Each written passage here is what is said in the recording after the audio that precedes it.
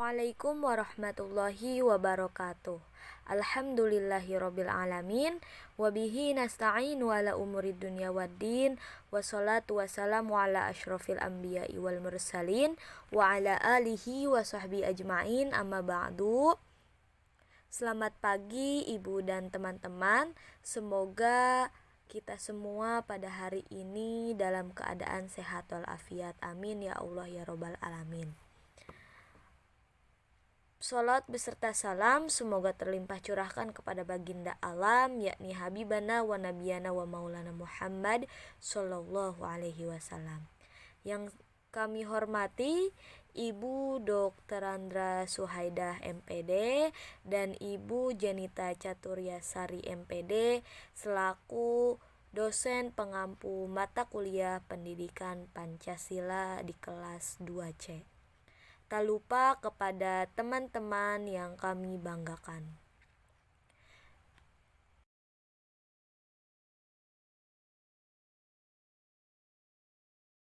Dari kelompok 7 yang beranggotakan Anis Hidayatul Ummah, Fitriah Hermawan, Muhammad Rosyad Ridho Wardani, dan saya sendiri Raden Ajeng Mipta Miftahul Jannah. Kami kelompok 7 akan menyampaikan pembahasan mengenai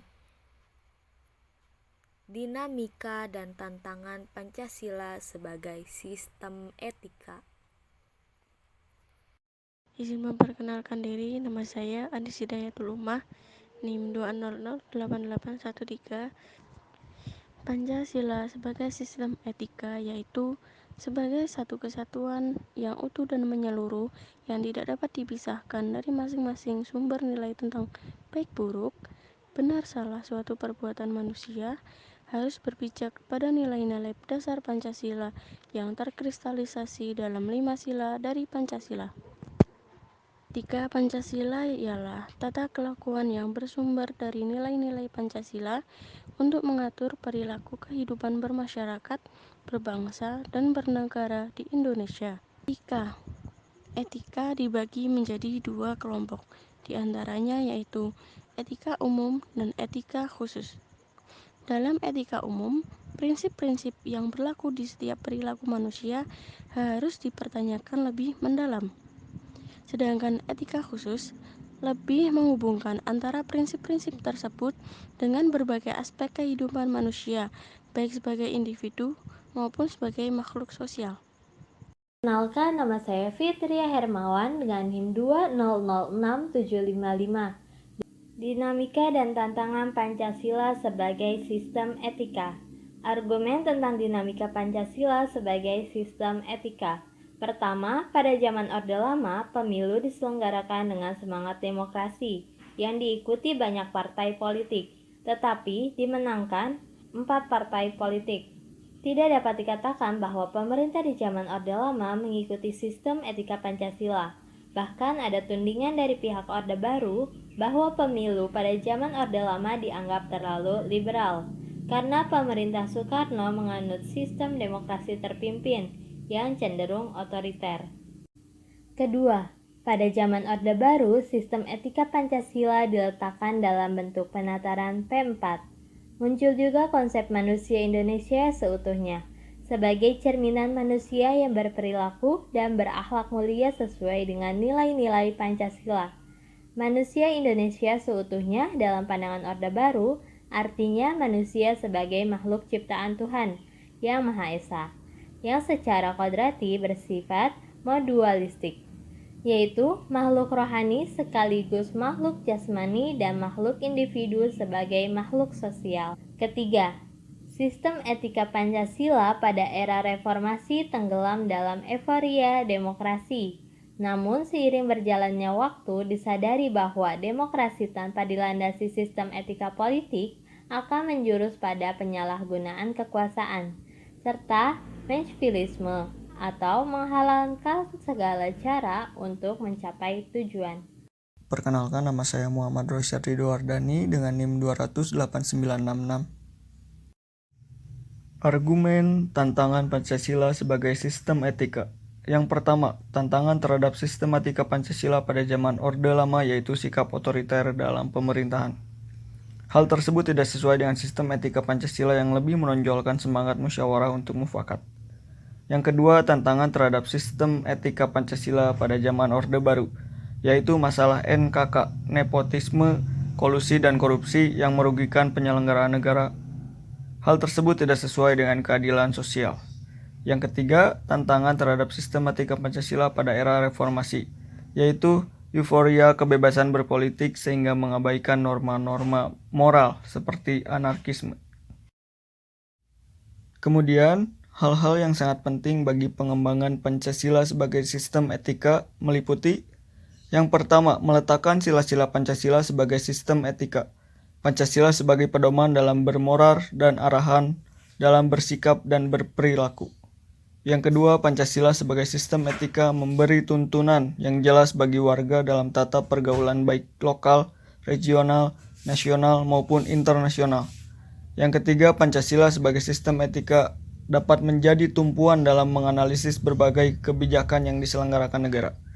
Yang keempat, Pancasila sebagai sistem etika menjadi penyaring perkembangan kemajemukan nilai di kehidupan masyarakat, sebagaimana dampak globalisasi yang mempengaruhi pemikiran warga dan negara.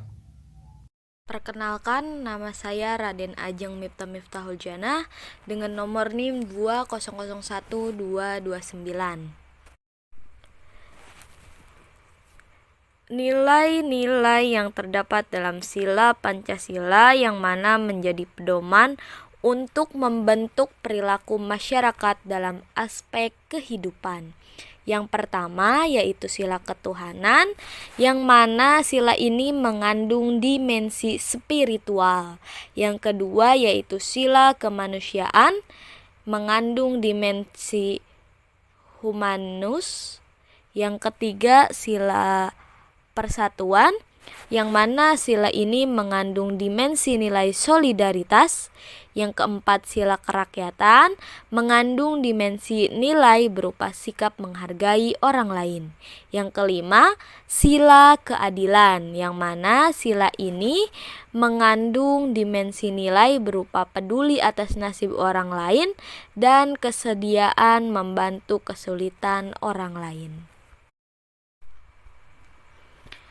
Teman-teman, dari penjelasan rekan-rekan kelompok 7 tadi dapat disimpulkan bahwa etika Pancasila ialah tata kelakuan yang bersumber dari nilai-nilai Pancasila yang mana untuk mengatur perilaku kehidupan masyarakat, berbangsa dan bernegara di Indonesia.